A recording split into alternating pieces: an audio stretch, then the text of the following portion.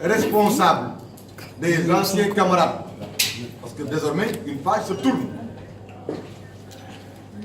va vous être lu à titre indicatif. Il s'agit d'une première liste de 65 personnes identifiées et qui font l'objet de mesures disciplinaires s'exprimant à travers une sanction qui est l'exclusion définitive des rangs du parti. Je voudrais, avant de donner la parole à mon adjoint pour qu'il vous lise certains noms et qu'il vous fasse le résumé des considérants suivants.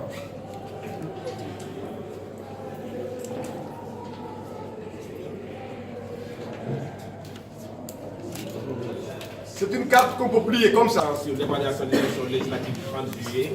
les perspectives politiques,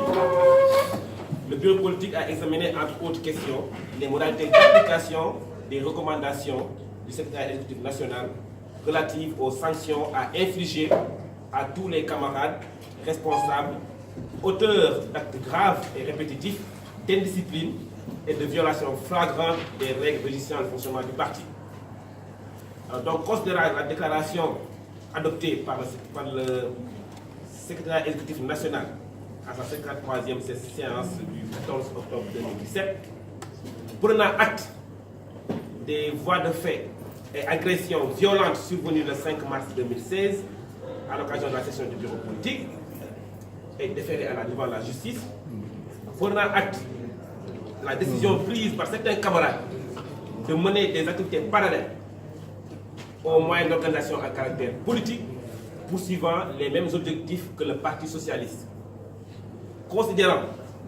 la persistance de cette tendance qui a vu le jour bien avant les assises des 6 et 7 juin 2014, il s'y ajoute qu'en dépit des décisions arrêtées librement et démocratiquement par les instances régulières,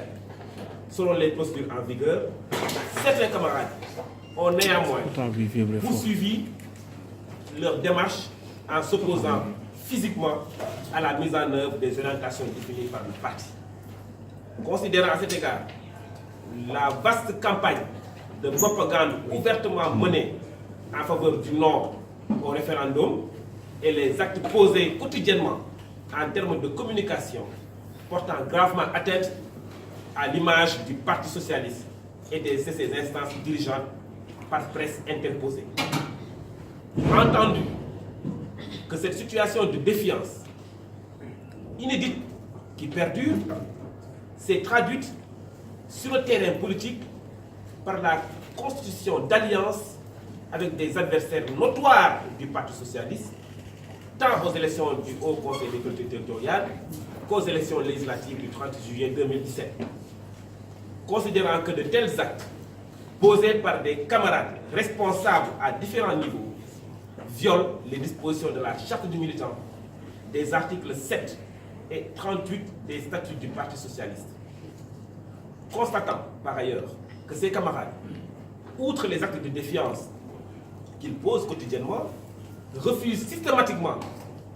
toute application des décisions arrêtées par les instances du parti, telles que les consultations à la base, qu'ils ne participent plus, pour certains d'entre eux, à aucune activité du Parti socialiste, dont ils continuent pourtant de se réclamer depuis la préparation du 15e congrès ordinaire des 6 et 7 juin 2014. Constatant en outre qu'ils n'ont manifesté aucune volonté de s'amender ou de revenir à de meilleurs sentiments après une si longue période et en dépit des démarches de conciliation menées sans succès, tant par le Conseil consultatif des sages que par certaines bonnes volontés. Le bureau politique, statuant en matière disciplinaire, en application de l'article 44 des statuts du Parti socialiste, conformément à ses attributions découlant des dispositions de l'article 17 du règlement intérieur